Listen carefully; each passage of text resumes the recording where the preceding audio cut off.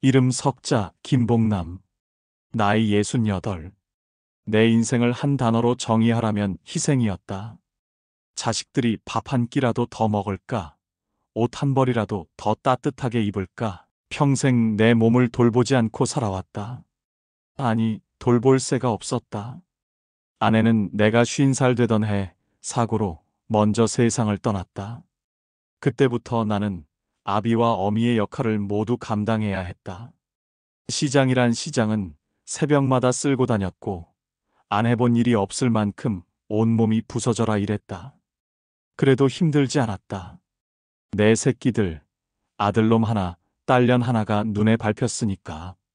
녀석들 웃는 모습 하나면 세상 다 얻은 것 같았다. 그렇게 내 모든 청춘을 바쳐 녀석들을 키웠다. 아들놈은 남부럽지 않은 명문대 졸업하고 대기업에 취직했다. 딸녀는 좋은 집안 남자와 결혼해 해외에서 살고 있다. 남들 눈에는 성공한 자식들을 둔 자랑스러운 아버지였을 것이다. 하지만 내게는 아니었다. 그들은 성공할수록, 아니, 돈맛을 알수록 변해갔다. 나의 헌신을 당연하게 여겼고, 심지어는 나를 이용하려 들었다. 그 시작은 3년 전이었다. 아들이 결혼하겠다고 했다. 대기업에 다니는 사위, 집안 좋기로 소문난 처갓집. 그래, 내 아들놈이 이렇게 좋은 사람을 만났으니 얼마나 다행인가. 속으로 기뻐하며 아들을 축복해줬다. 그런데 아들이 결혼식 날짜를 잡으면서 내게 물었다. 아버지, 혹시 가지고 계신 현금 좀 있으세요? 현금이라니? 무슨 말이냐? 저기, 아버지 퇴직금이랑 연금 모아두신 것 좀요. 아들의 뻔뻔한 요구에 나는 할 말을 잃었다. 그 돈이 어떤 돈인데? 아내가 병원에 입원해 있을 때 딸년 결혼자금 마련하느라, 아들놈 학비 대느라 내가 허리띠 졸라매고 모은 돈이었다. 그 돈으로 노후 준비를 하려 했다. 자식들에게 짐이 되지 않고 나도 조금은 편안하게 살고 싶었다. 그런데 아들이 한다는 말이 그 돈을 좀 달라는 거였다. 결혼 비용이 만만치 않다고 처갓집 체면도 있고 이참에 집도 좀 좋은 곳으로 마련하고 싶다고. 내게 아들놈 결혼은 내 평생의 수건이었으니 어떻게 모른 척하겠는가. 결국 내 통장에 있던 전 재산, 퇴직금과 연금 통장까지 싹싹 긁어 아들 손에 쥐어줬다. 그 돈은 아들놈 결혼 자금으로 들어갔고 나는 그렇게 한순간에 빈털터리가 되었다. 그때까지도 나는 생각했다. 그래, 뭐 어떠냐? 내 아들놈이 잘 살면 됐지. 그렇게 나의 희생은 그들에게 당연한 권리가 되어버렸다. 그들은 내가 밥은 먹고 사는지, 아픈 곳은 없는지 묻지 않았다. 필요할 때만 전화를 걸었다. 아버지, 이번에 저희 장모님 환갑이신데 용돈 좀. 아버지, 저희 애기 돌인데 돌 반지라도. 한두 번이 아니었다. 그때마다 나는 주름진 손으로 주머니를 뒤져가진 것을 전부 내어주었다. 얼마 남지 않은 용돈, 그것마저도 그들에게 주었다. 내가 이렇게 살았어도 그들은 나를 이용하기만 했다. 그런데 더 이상은 못 참겠다 싶었던 결정적 사건이 벌어졌다. 2달 전이었다. 아들이 전화를 걸어왔다. 아버지, 저 급하게 돈이 좀 필요한데 혹시 가지고 계신 것 없으세요? 나는 며칠 전부터 온몸이 쑤시고 아팠던 터라 병원에 가려고 쌈짓돈을 모아두고 있었다. 글쎄, 이번에는 정말 한 푼도 없다. 아버지가 요즘 몸이 영 안 좋아서 병원에 가봐야 할 것 같은데 병원비도 빠듯하다. 내 대답에 아들의 목소리가 싸늘하게 식었다. 아버지, 그렇게 힘드시면 그냥 저희 집으로 들어와서 사세요. 저희가 모실게요. 그런데 아버지가 혼자서 관리하시는 거 힘들지 않으세요? 그냥 저희가 관리하는 게 낫지 않을까요? 아들은 내게 뻔히 들리는 거짓말로 나를 현혹시켰다. 내가 사는 이 작은 빌라는 10년 전 아내와 함께 마련한 유일한 보금자리였다. 아내는 이 집에서만큼은 편안히 살았으면 좋겠다며 밤늦도록 일했다. 나는 그 집을 잃고 싶지 않았다. 아니, 나는 괜찮다. 이 집이 마음이 편하다. 그리고 아버지가 내 돈 관리 못할 정도로 늙지는 않았다. 내 대답에 아들은 씩씩거리며 전화를 끊었다. 그리고 다음 날 아들이 찾아왔다. 아들은 대뜸 나에게 이 집 명의를 자기에게 넘겨달라고 했다. 아버지, 저희가 아버지 모시고 살려면 집이 좀 더 넓어야 할 것 같아요. 그리고 이 빌라가 좀 낡아서 팔고 그 돈으로 더 좋은 아파트를 알아보는 게 나을 것 같아서요. 기가 막혔다. 내 명의를 자기에게 넘겨달라니. 너희들이 알아서 관리해주겠다는 말은 결국 이 집을 팔아 자기들의 이익을 채우겠다는 말이었다. 아니, 이놈아. 내가 지금 무슨 소리를 하는 거야? 이 집은 내가 죽을 때까지 있을 곳이다. 내 엄마와 함께 땀 흘려 마련한 집이라고. 내 목소리가 격앙되자 아들은 뻔뻔하게 말했다. 아버지, 저희가 알아서 다 해드릴게요. 그냥 편하게 사시면 돼요. 아들은 나를 설득하려는 척했지만 눈빛은 이미 계산을 끝낸 듯 했다. 나는 아들에게 문을 열어줄 수가 없었다. 아들은 그날 내 집 앞에서 서너 시간을 버티다 결국 돌아갔다. 그리고 얼마 후 내 휴대폰으로 한 통의 문자가 왔다. 아버지, 그럼 우리 이제 보지 말아요. 연 끊어요. 나는 망치로 머리를 맞은 듯한 충격을 받았다. 내가 평생을 바쳐 키운 내 자식, 내 아들이 나를 버린다고 했다. 내 집이 더 이상 돈이 되지 않자 그렇게 나를 버린다고 했다. 이게 내 인생의 마지막 비극인가 싶었다. 그날 밤 나는 잠을 이루지 못했다. 수십 년간 쌓아온 회한과 슬픔이 한꺼번에 밀려왔다. 내 인생을 되돌아보았다. 나는 무엇을 위해 이렇게 살아왔던가? 정말 이대로 끝내야 하는 걸까? 그렇게 나의 마음속에 작은 불씨 하나가 피어오르기 시작했다. 아들의 문자를 받은 후로 나는 전화기를 꺼두었다. 어차피 그들에게서 올 연락은 돈 이야기 아니면 이 빌라명의 이야기일 테니. 며칠이 지났다. 아들, 딸에게서 한 통의 전화도 오지 않았다. 아니, 오히려 다행이라고 생각했다. 그들이 나를 버렸으니 나도 이제는 그들에게서 벗어날 수 있을 거라고. 나는 마음을 다잡고 혼자서라도 살 방법을 찾기로 했다. 그러나 현실은 냉혹했다. 아내와 함께 모아둔 전 재산을 자식들에게 모두 내어준 탓에 나는 생활비조차 빠듯했다. 온몸이 쑤시고 아팠지만 병원비가 아까워 병원에도 갈 수 없었다. 그때 딸에게서 연락이 왔다. 아버지, 아빠가 그렇게 아들한테 모질게 굴었다면서요? 어떻게 자기 자식한테 연을 끊자고 해요? 기가 막혔다. 자초지종을 제대로 알지도 못하면서 무조건 내 탓이라고 몰아붙였다. 내 오빠가 너한테 무슨 말을 했는지 모르겠지만 아버지는 절대 그런 적이 없다. 오히려 내 오빠가 아버지한테 연을 끊자고 했다. 내 말에 딸은 듣는 척도 하지 않았다. 아무리 그렇다고 해도 부모 자식 간에 그런 말은 하는 게 아니잖아요. 아버지가 좀 양보하세요. 저희 오빠가 괜히 그런 말을 했겠어요? 다 아버지 생각해서 그런 거 아니겠어요? 나는 딸의 말에 다시 한번 상처를 받았다. 딸마저 나를 믿어주지 않는다는 사실에. 그날 이후 아들, 딸은 번갈아가며 나를 찾아와 이 빌라 명의를 요구했다. 빌라를 팔면 더 좋은 아파트로 옮겨준다. 아버지 모시고 살 집이니 걱정 말라. 온갖 가머니설로 나를 현혹시켰다. 하지만 나는 이미 그들의 속셈을 알아차린 터였다. 그들은 이 빌라를 팔아 그 돈으로 자기들의 이익을 채우려는 속셈이었다. 나는 완강하게 거절했다. 그럴수록 그들의 태도는 더욱 뻔뻔해졌다. 결국 아들은 나를 찾아와 소리쳤다. 아버지, 아버지한테 이 집 말고 뭐가 남았다고 이렇게 고집을 부려요? 그렇게 욕심 부리다가 나중에 후회하지 마세요. 내게 욕심쟁이라고 손가락질하는 아들. 나는 그 자리에서 그대로 주저앉았다. 내 평생 욕심이라곤 부려본 적이 없는데, 내 모든 것을 자식들에게 바쳤는데, 내가 가진 마지막 보금자리마저 빼앗으려는 자식들에게 나는 그저 욕심쟁이일 뿐이었다. 나는 그날 이후로 세상과 담을 쌓았다. 휴대폰도 꺼두고 문 밖으로 나가지 않았다. 그때 나를 찾아온 한 사람이 있었다. 아내의 오랜 친구 최 여사였다.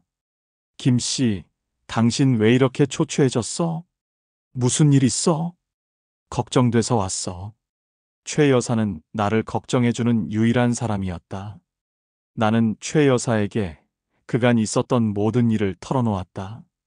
내 이야기를 듣는 최 여사의 눈에는 분노와 안타까움이 가득했다. 세상에 그런 천하의 불효자식들이 자기들 좋은 대학 보내고 결혼시키느라 평생을 희생한 당신한테 어떻게 그런 짓을 할 수가 있어? 최 여사는 내게 따뜻한 차 한 잔을 건네며 말했다. 김 씨, 내가 당신 자식들한테 얘기 좀 해줘야겠어. 나는 손사래를 쳤다. 아니야, 괜찮아. 괜히 나서서 싸움 만들지 마. 하지만 최 여사는 단호했다. 아니야, 이대로는 안 돼. 당신이 평생을 바쳐 지켜온 것을 저렇게 쉽게 포기하게 둘 수 없어. 나도 이대로는 못 봐. 최 여사는 결국 아들에게 전화를 걸어 내 명의의 빌라를 빼앗으려는 행위를 중단하라고 따졌다. 그러나 아들의 대답은 예상 밖이었다. 아줌마가 뭔데 저희 가정사에 이래라 저래라 하세요? 저희 아버지 치매 초기 증상이 있으세요. 그래서 저렇게 고집 부리시는 거예요. 저희가 아버지 모시고 살려고 하는데 아줌마가 자꾸 방해하시네요. 치매 초기 증상이라니. 나는 최 여사의 말을 듣고 망연자실했다. 아들이 나를 치매 환자로 몰아가고 있었다. 그들은 내가 이 빌라 명의를 넘겨주지 않는 것이 치매 때문이라고 사람들에게 말하고 다녔다. 심지어는 병원 진료 기록까지 위조하여 내가 치매에 걸린 것처럼 꾸몄다. 그들은 내가 고령이고 혼자 사는 노인이니 법적으로도 이길 수 있을 거라고 생각하는 것 같았다. 이 소문은 빠르게 퍼져나갔다. 이웃 사람들은 나를 이상한 눈으로 쳐다보기 시작했다. 자식들이 집을 가져가려 하는데도 고집을 부리는 노인, 치매에 걸린 불쌍한 노인. 그들은 나를 그런 식으로 치부했다. 나는 세상의 모든 것을 잃은 것 같았다. 내 자식들도, 내 집도, 그리고 나를 믿어주는 사람들도. 나는 이 집에서조차 마음 편히 있을 수 없었다. 아들은 집주인 행세를 하며 수시로 사람을 보내 나를 협박했다. 아버지, 저희가 법적으로 처리할게요. 법적으로 하면 더 복잡해지고 아버지께 더 손해일 텐데요. 그들의 압박은 숨통을 조여오는 듯 했다. 나는 그들의 요구에 굴복할 수밖에 없을 것 같았다. 더 이상 버틸 힘이 없었다.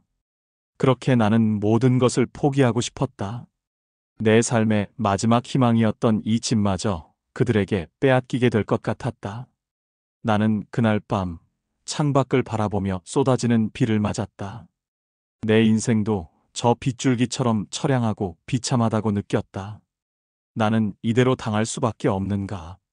내 인생의 마지막 순간이 이렇게 비극적으로 끝나야 하는가? 그때 빗속에서 누군가가 내게 다가왔다. 아내의 친구 최 여사였다. 김 씨, 정신 차려. 이대로 포기하면 안 돼. 당신이 평생을 바쳐 지켜온 것이 바로 이 집이잖아. 당신이 지키려고 했던 게 바로 당신의 인생이잖아. 포기하지 마. 내가 도와줄게. 내가 당신의 비장의 카드를 찾아줄게. 최 여사의 말에 나는 정신이 번쩍 들었다. 비장의 카드. 그래, 나에게도 그런 게 있었지. 최 여사의 말에 나는 다시 한번 내 인생을 되돌아보았다. 내가 아내와 함께 이 집을 살 때 이웃집에 살던 한 분이 있었다. 그분은 변호사였다. 그분은 내가 이 집을 사면서 계약서를 작성할 때 나에게 이런 말을 해줬었다. 김 씨, 이 집을 팔지 않는 한 당신의 자식들이 당신의 동의 없이 이 집을 팔 수 없도록 법적으로 안전장치를 마련해 두는 게 좋습니다. 나는 그때 그분의 조언에 따라 이 집 명의 이전에 필요한 모든 서류에 내 인감증명서와 인감도장을 첨부했다. 그리고 그 서류들을 작은 상자에 담아 내 방의 깊숙한 곳에 숨겨두었다. 이것이 바로 내가 가지고 있던 비장의 카드였다. 나는 최 여사와 함께 이 서류들을 찾아냈다. 그리고 우리는 이 서류들을 가지고 최 여사의 친구 변호사 사무실을 찾아갔다. 변호사는 서류들을 꼼꼼하게 검토하더니 말했다. 이 서류들은 법적으로 완벽한 효력을 가지고 있습니다. 김봉남 씨의 동의 없이는 이 빌라를 팔 수 없도록 법적으로 보호받고 있습니다. 자식분들이 아무리 치매 환자라고 주장해도 이 서류들이 존재한다면 그들의 주장은 무용지물이 될 겁니다. 나는 안심이 되었다. 그들의 교활한 속임수에 넘어가지 않고 내 인생의 마지막 보금자리를 지킬 수 있을 것 같았다. 나는 변호사에게 자식들을 상대로 소송을 제기해달라고 부탁했다. 내 인생의 마지막 싸움이었다. 나는 더 이상 슬퍼하거나 분노하지 않았다. 오히려 냉정하고 이성적으로 대처했다. 나는 자식들에게 전화를 걸어 말했다. 얘들아, 너희들 마음대로 해라. 나도 이제 더 이상 너희들에게 매달리지 않을 거다. 너희들이 원하는 대로 법적으로 해결하자. 내 말에 아들은 코웃음을 쳤다. 아버지, 정말 그러실 거예요? 법적으로 가면 아버지한테 더 불리할 텐데요. 글쎄, 그건 해봐야 알지. 나는 의미심장한 미소를 지었다. 아들은 내게서 이상한 낌새를 눈치챘는지 목소리에 당황한 기색이 역력했다. 아버지, 혹시 뭐 숨기는 거 있으세요? 글쎄, 내가 뭘 숨기는지 모르겠네. 나는 아들의 질문에 답하지 않고 전화를 끊었다. 그리고 나는 최 여사와 함께 반격의 계획을 세우기 시작했다. 나는 우선 아들이 나를 치매 환자로 몰아간 것에 대해 정정하려 했다. 나는 최 여사와 함께 내 단골 병원을 찾아가 내 건강 상태를 다시 한번 확인받았다.